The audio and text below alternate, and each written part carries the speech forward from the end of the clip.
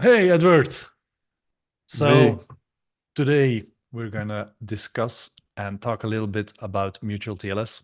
AWS has recently made some interesting developments in the way to handle it.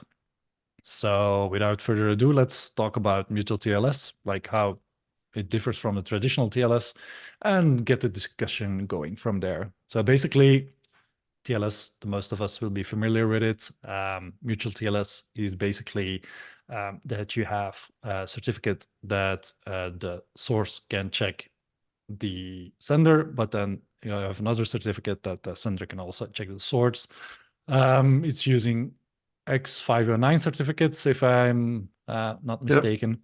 And basically, it helps validating not only the host, but also the client that is actually using. We see it increasingly being used in APIs, but it's super important to basically use it because it can reduce the complexity of the infrastructure by quite a lot. But do you have some examples of what problems it actually solves in relation to how it's been set up and stuff like that? Yeah, if you just have your normal website, you only need just regular TLS. But then when you have an application with an API that you want to have customers connect to, how do you do authentication? How do you authorization? Well, it's easy to just give them an X509 certificate so that they can authorize when they connect, authenticate and authorize when they connect. Then you know who is the client because we will give every client a specific certificate. And on AWS, so if you would deploy on AWS, there were certain solutions, but there's now a new solution. Now you can have mTLS with your application load balancer. So I'll just share my screen for a second, and then I can show you what AWS came out with. Yeah, because previously, if you see what we saw in the industry is that you have a lot of like companies setting up VPNs and stuff to enforce that trust between the client and the server actually. But I think this can help. There we go. Yeah, so Awesome. this is the block, AWS block. So a client connects to the server, server represents server certificates, but then also the client presents the client certificates, and then server verifies it and grants the client access. So yeah, in the past, I mean, you always had the option to use TLS, but you could also use like some kind of key and give every client a key to authenticate. But that's like a less secure way than giving a client a certificate. So certificate is actually a preferred way, more secure way of establishing communication. So that's the mutual TLS. And previously, Amazon would have this available Yeah. with the API Gateway. Yeah. So if you would run an Amazon API Gateway, right, and then typically you either have a Lambda or could have something else as well, some other backends, just a container, for example. Uh, could have a container, something like ECS as a backend, an ECS container. And then you would configure the API gateway to connect to it.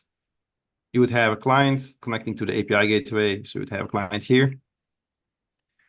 And what we saw with our customers is this solution can work, but there are some limitations with this solution. For example, one limitation is a timeout, right? API Yeah. gateway has a backend timeout.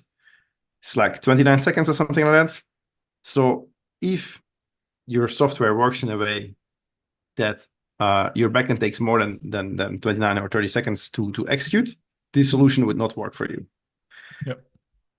You could configure mTLS, that would be no problem. But then if a request takes long and often, yeah, with software with REST endpoints, you don't want it to take 29 seconds, but there's always this edge case. There's this edge case like, okay, we have this one API call and that A takes reporting longer. call or So something like that. Yeah. exactly, Yeah. right? Um, so the solution would then be something like uh, network load balancer, which just Exactly. sends traffic.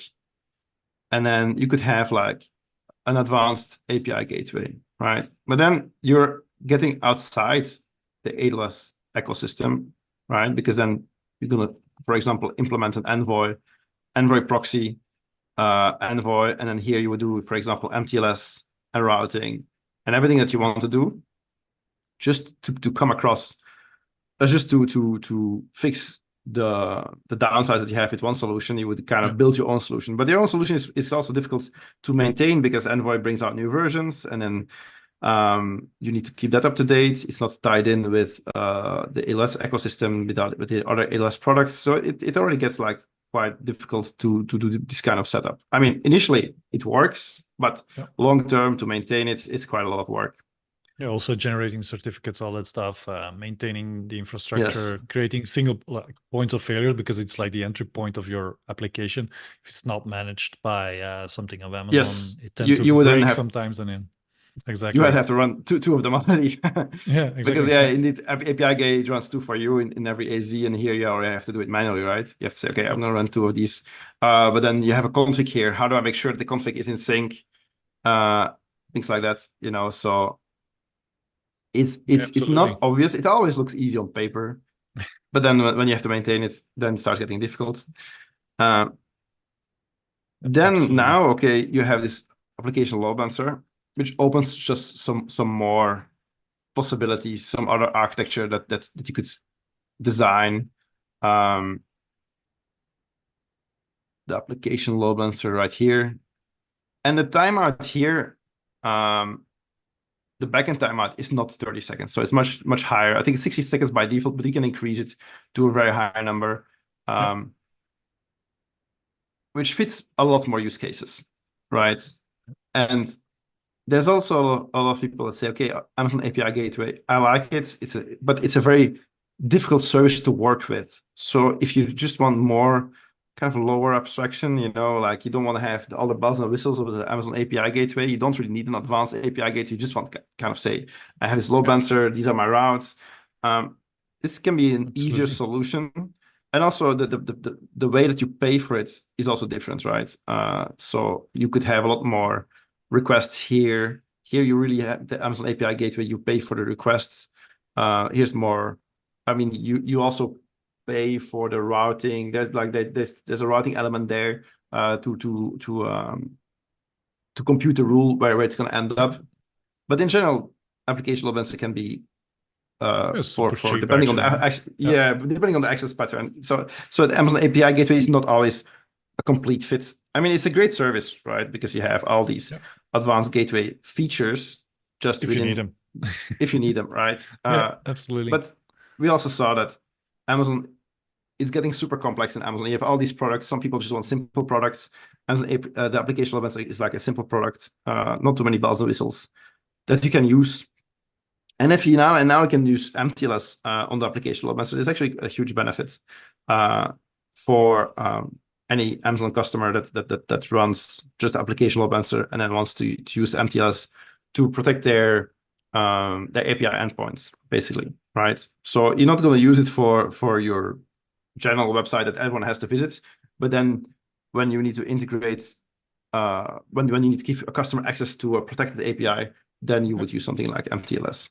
Yeah, we see this a lot with our fintech clients who want to provide external access to other third parties or so, and then they use this setup.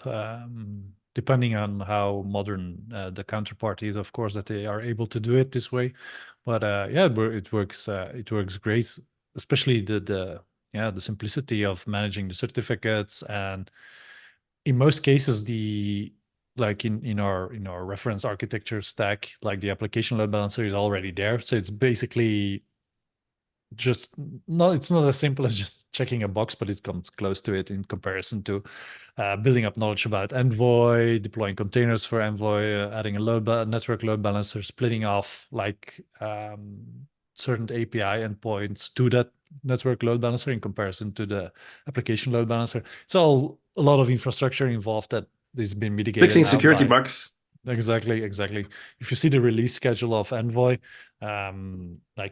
it's luckily they come up with a lot of updates, but yeah, you have to follow them and you have to do them, and it becomes such a critical part of your infrastructure that like if it's just able to mitigate it away to the managed service, in this case the application load balancer, it's a Yeah, great you solution. bring up something quite interesting, right? Because on Amazon, something that I deployed 10, 15 years ago will still work, right? Yep.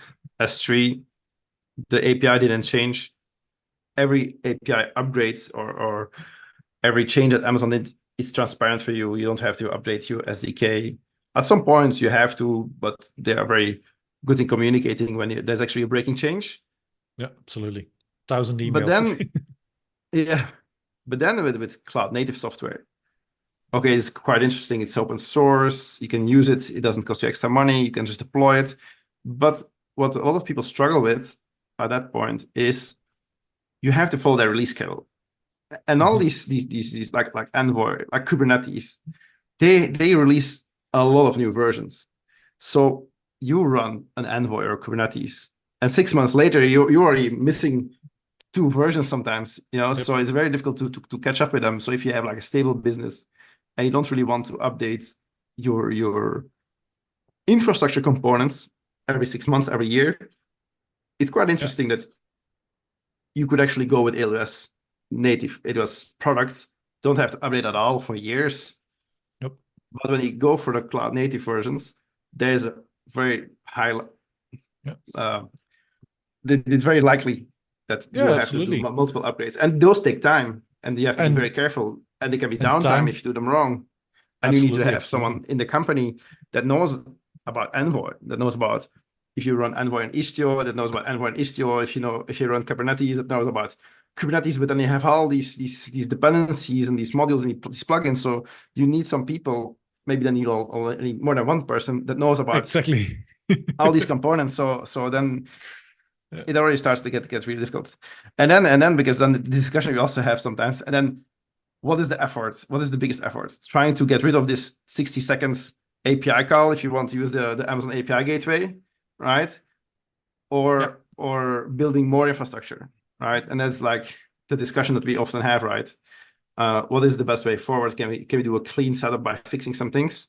Or are you going to create more infrastructure, bring in some extra tools, making your infrastructure more complex, right? And that initially might look like a good idea, but then down the road, when you have to start updating this, it can be really like a hell. You can start getting into some kind of a hell environment.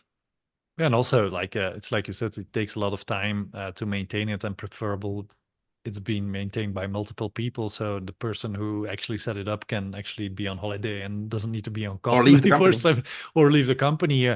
But not only that, like it's not because the software is free that it doesn't involve cost. If you look at the amount of man hours that you have to put into to maintain this in comparison to just use it using the application load balancer, it's crazy actually. But that's a cost that a lot of technical people don't really see immediately. They just see like, oh, it's free, so running it is free as well. But then in the end, if you look at the total cost that it costs to actually maintain that component, it's actually quite expensive software in comparison to the managed service of Amazon. Yeah, you would have to, I mean, for every software that you want to implement, you really would have to write a business case and see long-term, what are the changes involved? How do I update this service? It's not just bringing in this component and then that's it. There's a much more work involved in the long term. Basically as well. It's liability, yeah, absolutely. That you can basically avoid. Also, if you're being audited later on, it's just like, you have to do updates on these components? How much do you do them? Can you show me some proof about that you updated? So yeah, it makes life a lot easier that you can focus basically on business value in comparison to running tech for the sake of running tech. Yeah. No resume-driven design. No, awesome. I think we covered everything for mTLS. Yeah, I think so as well. If there are questions, they can always reach out and see where we can help. But I think we covered most of it, what it is, what it does, the best practices. Like, I think how we think about it. How we think about it. Maybe slightly opinionated, but that is what it is, right? No, thanks. Thanks for the explanation, Wart, and see you next time. Yeah. All right. See ya. Bye-bye.